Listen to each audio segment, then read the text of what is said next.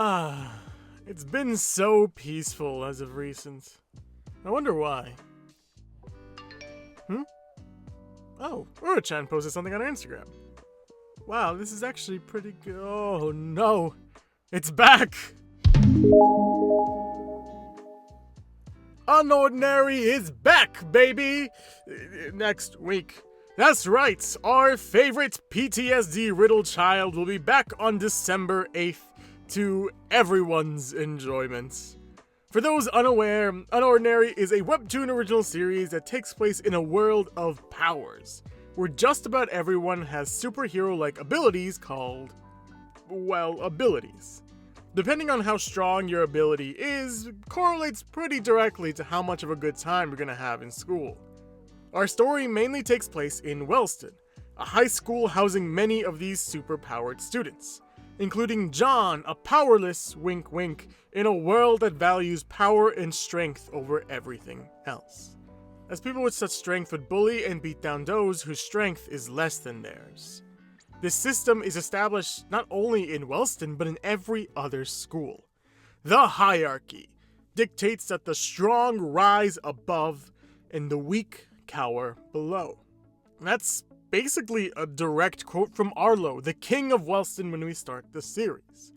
If that sounds like a good time to you, then now is probably the best time to start, since the mid-season break of Season 2 is gonna end next week. So consider that your spoiler warning. Now, I'm not usually the type to make speculation videos. However, with it being Unordinary, which is a pretty big deal on this channel, and with its return literally being next week, I really wanted to share some of my thoughts on where I think the series might go, and some opinions on where I think it should go. Ooh, opinions. Scary.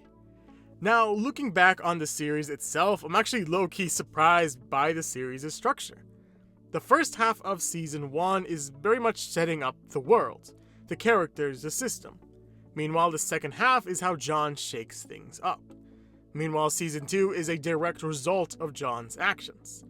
How the school and the other students see the error of their ways, how many of them want to change, and how many are still stuck in their path, in their old ways. Also, the aftermath of John's rise to power, how it affected how people perceived him, and how it mainly affected his friendship with Serafina. But Season 2 also does a lot outside of Wellston, and does a good job of starting to connect the Wellston story arc with the Ember story arc, while trying to tie off any loose ends. But that brings us to the second half of Season 2, and there's gotta be a better way to say that. But a pattern we definitely see is seeing the consequences to major actions in the previous half. The first half of Season 1, or Part 1, we see how John's way of living attracts the attention of Arlo, the king of Wellston. Part 2 is seeing how that attention led to catastrophe, causing John to rise up against the hierarchy when he was content living outside of it. But Part 2 was all about tearing it down. And Part 3 is the result of the hostile takeover, how some students try and use John's Joker persona to fight back against the people who bullied him. Meanwhile, people like Remy, Blake, Serafina, and even Arlo try to establish a new way of thinking, including using their strength to break up fights and even creating a safe house. So where will Part 4 take us? Like I said, the next part usually follows the consequences to what happened before. However, there were a few loose ends that I think were tied up in Part 3, and one important loose end was Claire. Now, Claire was a weirdly important part to this series. While she didn't appear for all of Season 1 and barely appeared in Season 2, her presence and actions ripple throughout not only the series, but our main character.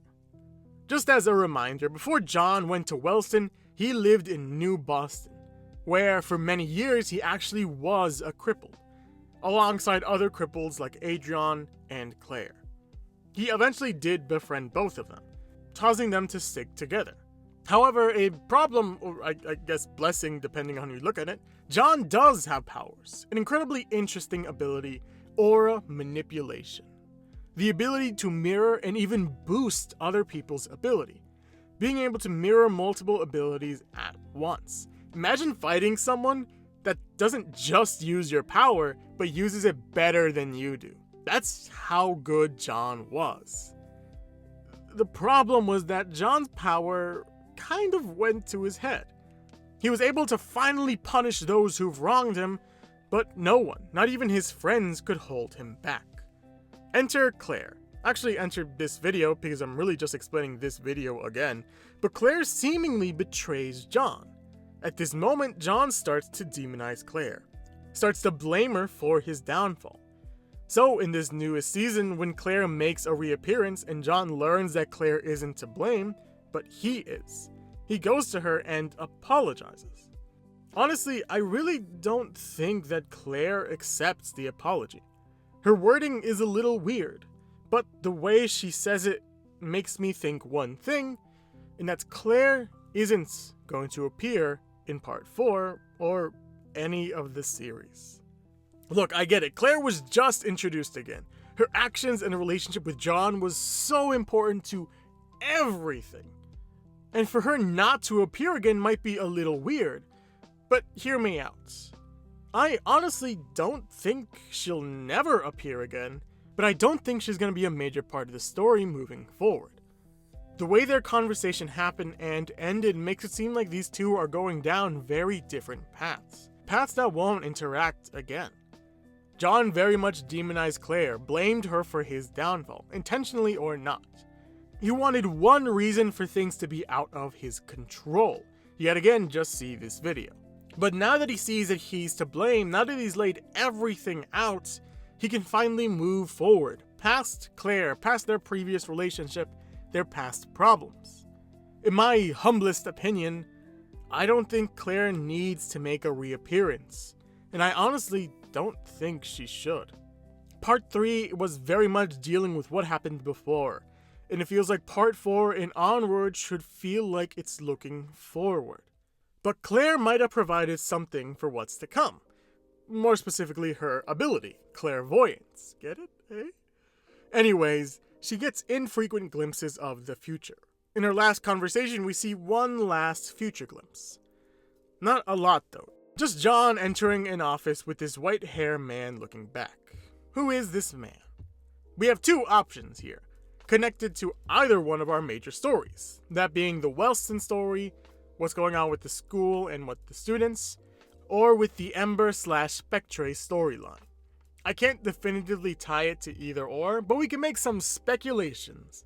The point of this video. My first thought was he looked pretty official. While we don't see his front, his outfit looks like a suit, not something most teachers would wear. I thought that it might be a Spectre higher up, the ones that called Seraphina's sister. However, I couldn't really find a comparison between this white hair man and any of these higher ups. Granted, it could still be part of Spectre, but a member that we haven't seen. But I took a different way of thinking.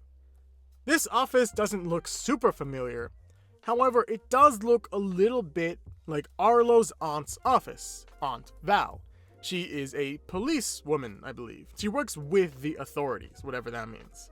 While it's not an exact match, these paintings on the wall and this weird white thing that's too tall to be a desk, but it makes more sense to be a table or a desk than a fireplace, so I'm just gonna say it's a desk.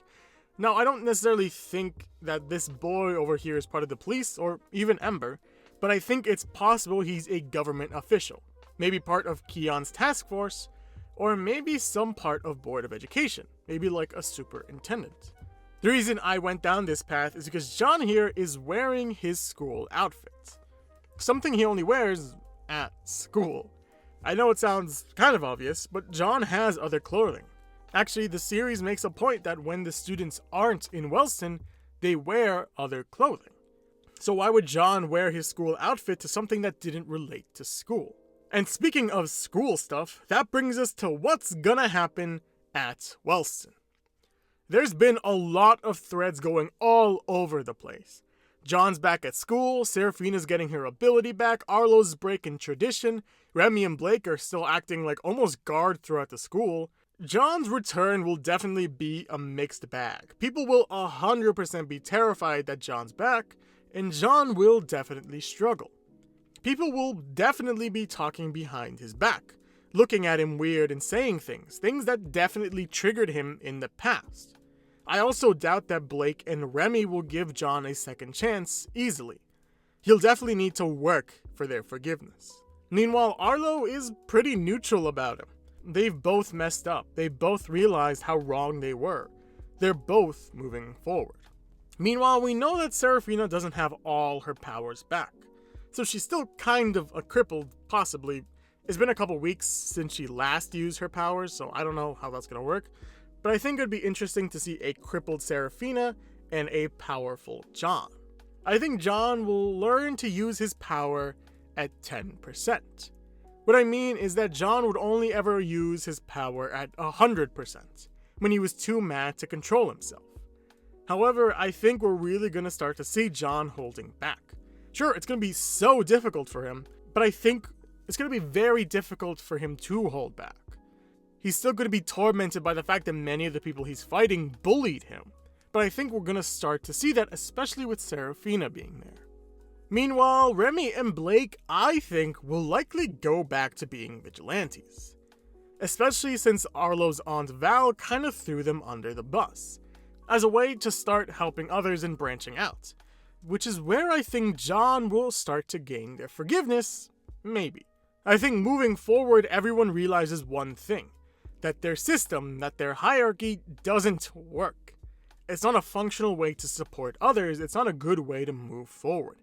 Everyone from Remy to Arlo knows that they need to change their way of thinking. UNORDINARY will no longer be students versus each other, maybe Zeke, but I think the students, at least the main ones, will start to align with each other and start to tackle bigger systemic problems. Problems that the school faces, problems that their government faces. We've seen these students fight for 1.5 seasons, and there still will be fighting between them. I'm looking at you, Zeke, Gavin, every bully here, basically. But these students realize that they're on the same team. I think Part 4 will tackle them learning to grow as a unit together. And then moving forward, they're going to start to tackle bigger problems. Start to rework how the school works. Rework how, not their government works, but maybe interfere a little bit with their governments. With the fact that Ember is a part of the government. Who knows, we might get an entire gang of vigilantes. But that's just what I think. What about you? Where do you think Part 4 is headed? Leave it in the comments below.